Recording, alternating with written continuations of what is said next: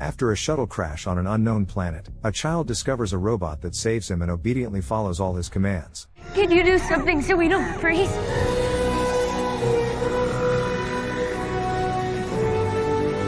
On a spaceship, a family of 5, including a husband, wife, and their 3 children, are playing cards when the system announces their completion of exiting orbit. The father instructs everyone to put on their helmets. Suddenly, the ship starts shaking violently. Flaming pieces of metal fly past as a massive spaceship crashes into theirs from above. The children panic while the adults try to calm them down, but the ship continues to descend. After a rough landing, the parents and children attempt to escape. The boy manages to get out first, but the hatch jams, preventing anyone else from following him, so they must find another way out. Once outside, the entire family is greeted by a winter landscape. Their ship has landed on a glacier, which starts to crack under its weight, causing it to sink. The middle daughter communicates with their military dad via video call, and the son, noticing the leaves around him, realizes they are near their fence. Excitedly, the kids run to meet their dad. Meanwhile, the mom receives a phone call, and the daughter turns on the news. The TV reports that astronomers observing near-Earth space have detected a large unidentified object heading toward Earth. NASA scientists are monitoring its trajectory around the clock to assess the collision risk. After the crash, the eldest daughter examines their mom's injured leg and concludes that it is broken. A quarrel ensues between the girls, but the woman interrupts by taking off her helmet. The man tries to stop her, warning that the atmosphere hasn't been checked, but she insists it's fine and points out a hole in his pants. If the atmosphere were toxic, he would already be dead. Everyone takes off their helmets and breathes the fresh air happily. Setting up a temporary camp, the mom tries to figure out their location. She informs her family that this planet is Earth-like, with an atmosphere, gravity, and pressure similar to Earth, and there's no shortage of water. She believes the planet is habitable and that they are very lucky to land here. However, the dad interrupts, informing them that when the water freezes, their ship, Jupiter, will be under 20 meters of ice. After doing some calculations, the mom explains that in about 6 hours, the sun will set, and the temperature will drop to -60 degrees, causing their batteries to die. Upon hearing this, the dad suggests diving underwater to retrieve the large batteries to recharge their suits. However, the mom is against it, citing the distance to the hatch in his damaged suit. The dad proposes swimming to the broken hatch, glancing at the boy. Despite the dad's encouragement and suiting up the boy, the mom adamantly refuses, deeming it too dangerous. Nevertheless, Judy puts on a suit and jumps into the water, ignoring her father's pleas to return. She dives deeper and swims into the ship. The parents anxiously urge her to hurry back, uncertain when the water will start freezing. Judy reaches the cargo hold and grabs the battery, but as she notices everything around her starting to freeze, she becomes trapped underwater. Her parents witness this from above, urgently demanding she surface immediately. Fearful of getting trapped underwater, Judy swims frantically but doesn't make it in time. The water freezes completely, and she gets stuck. Her mother tries to calm her, mentioning her suit has enough oxygen for 5 hours, allowing them time to come up with a plan. At some point, the mother's condition worsens, and she loses consciousness. John starts manually chipping at the ice but makes slow progress. Meanwhile, his son approaches and mentions that during the landing, they hit large magnesium deposits, which burn well even in ice. Communicating with Judy, John tells her he needs to go get something that will help save her. Taking Will with him, they set off. Penny stays in the tent with their injured mom. In a flashback, Mom and Penny, wearing respirators, enter a store. Penny asks the shopkeeper to see some watches as she wants to buy a gift for her dad. The woman is not very enthusiastic and doesn't believe he'll make it home for Christmas. She decides to pay herself and asks if they can return them if necessary. Back in the present, Penny keeps chipping at the ice. Judy contacts her, asking about their mother's condition, but she is still unconscious. Father and son continue their journey to the magnesium deposits. Along the way, they talk about Will's interests. He shares that he finished a geology test and loves to read. Reaching the edge of a mountain, they see white smoke from burning magnesium. While Penny reads a book to Judy, their mother regains consciousness. Penny tells her that Dad and Will went to get magnesium. In a cave, the boy and his father collect great chunks from the walls, which are made of magnesium. Will is very worried about his sister and blames himself for what happened, believing he hesitated for too long, but the father reassures him that it's not his fault. Upset, the boy takes a few steps and suddenly falls into a hole. Mom's condition worsens, feeling like her leg is in a vice. Judy overhears her conversation with Penny and asks her sister to feel the leg. Penny checks and reports that it feels as hard as a rock. Judy diagnoses compartment syndrome, where the swelling from the fracture is compressing the leg, and they need to relieve the pressure. She instructs her sister to perform a minor surgery. Following Judy's instructions, Penny retrieves a strong anesthetic from the first aid kit and administers it to their mother, who then loses consciousness. Judy explains they need to perform a decompression fasciotomy. Penny is nervous. Neither she nor her sister has ever done this before. However, Judy, speaking confidently, continues to guide her. She instructs Penny to get a scalpel and lots of bandages and make 4 incisions from the kneecap to the ankle. Meanwhile, Will calls for his father but gets no response. He exits the cave and sees greenery around him. Finally, his father contacts him via radio. Will describes his surroundings and mentions that where there is greenery, there are herbivores, and hence predators too. He asks his father to come down as soon as possible, but his father says it will take time, which Judy needs more urgently. He promises to return for Will as soon as he can. Encouraging Will to stay strong, John heads back to the camp. Will talks with Judy, expressing his fear that he failed his tests. Judy reassures him, saying he'll pass and they'll all fly together because they're the Robinsons and they stick together. Their mother listens in on their conversation secretly. Mom regains consciousness, and Penny successfully completes the surgery. She tells her daughter that they are all very important to her and that they will overcome this together. Mom enters her office and opens her laptop to find a message from an unknown sender. Ready to trade. After closing the window, she checks her son's report card and discovers he failed the test. Despite her initial hesitation, she agrees to the stranger's terms and sends his report card. Moments later, the grades change, showing that Will passed all his tests. Delighted by the news, she calls her son and suggests they go out for tortillas to celebrate. A boy sits against a tree, noticing some strange, burning embers nearby. Unable to contact any survivors, he sets out to find them.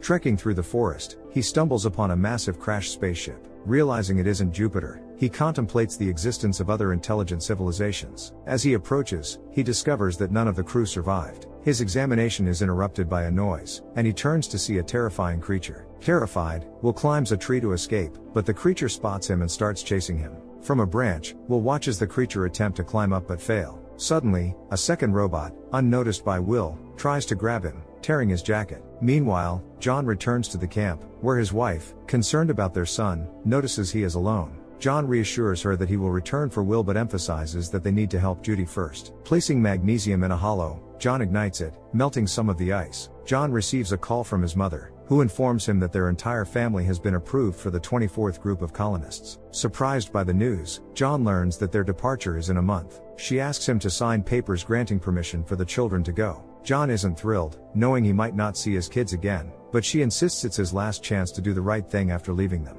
Meanwhile, Will sits in the tree, attempting to contact his father. A robot sits opposite him on another branch. Will talks to the robot, uncertain if it understands. He notices the robot's headlights blinking oddly and realizes that the creature below is the robot's other half, and it is dying. The fire approaches closer. John and Maureen desperately melt the ice, attempting to save Judy. Suddenly, it starts raining, undoing their efforts as the hole fills up and refreezes. Judy's air supply is critically low. Panicking, Will tries once more to contact his father but receives no reply. Deciding that at least one of them should survive, he pushes part of the robot down. The robot, reassembling itself, grabs Will and carries him out of the fire. Will thanks the robot, still clearly scared, and the robot transforms. John and Maureen frantically chip away at the ice, but their efforts seem futile as Judy's air runs out and their hope dwindles. Just as despair starts to set in, Will arrives with the robot, whose assistance becomes instrumental in rescuing Judy. With its powerful hands, the robot melts the ice, finally pulling Judy out of the water. Reunited, the family joyfully embraces their children, relieved to have them safe. Will then requests the robot to protect them from freezing. The Resolute, 12 hours earlier, using the colony-wide alert system, all colonists are instructed to proceed to their Jupiter shuttles. The Robinson family swiftly makes their way to theirs. As they traverse the corridor, they encounter a man and a woman in astronaut suits. Further down, another woman peers out the window before swiftly turning around at the sound of gunshots, spotting a wounded man. Rushing to his aid, she listens intently as he urgently warns that they need to head downstairs as something deadly is approaching, wreaking havoc. Peering cautiously around the corner, she witnesses a robot mercilessly attacking and killing people. Spotting a patch on the wounded man's sleeve identifying him as Dr. Smith, she assists him out of his jacket, dons it herself, and then leaves him behind as she flees. Nearby, 2 astronauts stand guard by the entrance to Jupiter, and the woman in the stolen jacket approaches them, swiftly opening the shuttle entrance. Turning to them, she beckons them to join her, suggesting that a couple of mechanics would be valuable additions. As all the Jupiters take off, their base station is obliterated. A man, previously unconscious, finds himself in the pilot's seat of a damaged shuttle, surrounded by buzzing instrument panels and blinking lights. With a sudden beep, he regains consciousness, only to discover the wreckage around him and an abyss ahead. Perched on the remnants of the frame is a chicken. Struggling to free himself from his jam straps, he attempts to cut them with a knife from his pocket but fumbles as the shuttle jerks. Calling out to his partner, he receives a response from a woman claiming to be Dr. Smith, who is also trapped. After managing to free himself with the knife, he helps the woman escape before the shuttle plummets into the abyss. Meanwhile, Morin inspects the robot, identifying it as synthetic and manufactured.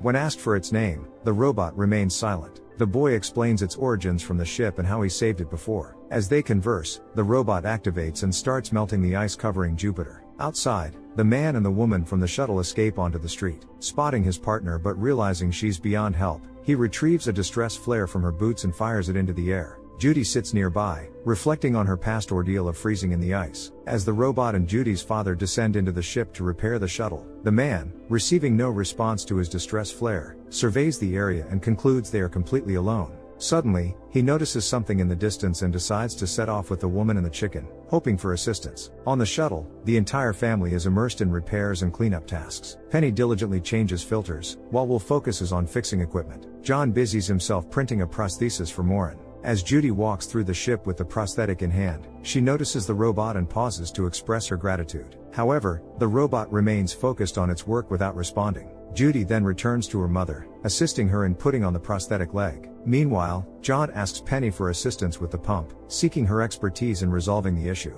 Stepping outside, the girl clears it and out of the corner of her eye notices something strange. As she turns in that direction, she notices fire from an explosion, followed by thick black smoke. She quickly contacts her parents, urging them to come out, insisting they need to see what's happening. After witnessing the explosion, Morin remarks that it resembles the second tank from Jupiter. She, John, Will, and the robot embark on a mission to search for survivors. Before they depart, their mom assigns tasks to her daughters. They need to slowly melt the ice and raise the ship without causing the glacier to collapse. Additionally, she writes various other tasks for Penny on the board. Stepping outside, the woman notices that John has decided to take their son along. He wants them to be supervised by the robot because he doesn't trust the creature. However, the mother disagrees. It saved their son, so it can be trusted. The four of them set out on their journey. The man and the woman continue their search for help. Along the way, he asks her about her profession, to which she responds that she is a psychotherapist. However, he doesn't seem to take her profession seriously. As they approach closer, they spot a parachute and a pilot. He reads her name Angela on the sleeve. Initially thinking the girl was dead, they discover she's alive when she takes a sharp breath. Meanwhile, Judy carefully lifts the shuttle upwards while Penny approaches her with a pack of Oreo cookies, offering them to her. Despite Judy suggesting waiting for everyone else, Penny insists on eating them.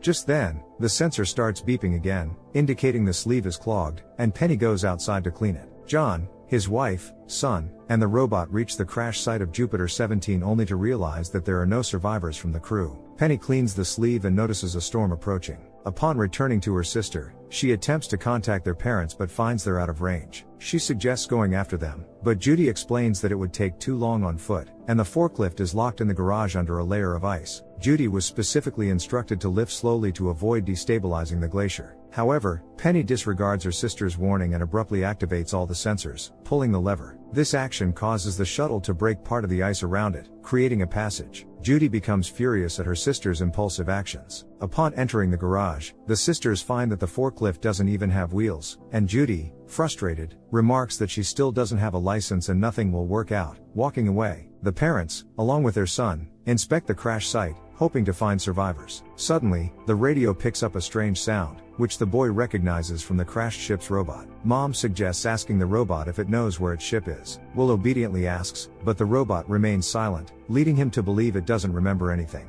John suggests returning to Jupiter, but Morin insists, and the boy asks the robot if it remembers where they met. The robot comes to life and leads them to the location. Meanwhile, the man and the woman contemplate their next move near the injured Angela. He initially suggests leaving her behind, citing the approaching storm, but ultimately decides to take her with them. Carrying Angela, they continue their journey. Back in the garage, Penny finishes attaching wheels to the forklift and informs Judy through the radio. However, Judy is hesitant to go, still haunted by her past experience of being trapped in the ice. Penny decides to go alone, setting out to find her family after switching the car to winter mode. As the man, Angela, and the woman journey on, she suggests firing another signal flare, which he does. Taking a brief break, they notice the storm still approaching. The robot leads the Robinson family to the crash site. While the parents inspect the ship, the robot stays outside with the boy. Will decides to teach it how to play ball, and they have some success until the robot throws the ball askew, leading it to roll under the wreckage. As the boy tries to retrieve it, both he and the robot start seeing images of its life before the crash. Will witnesses disturbing scenes of himself killing people on the station.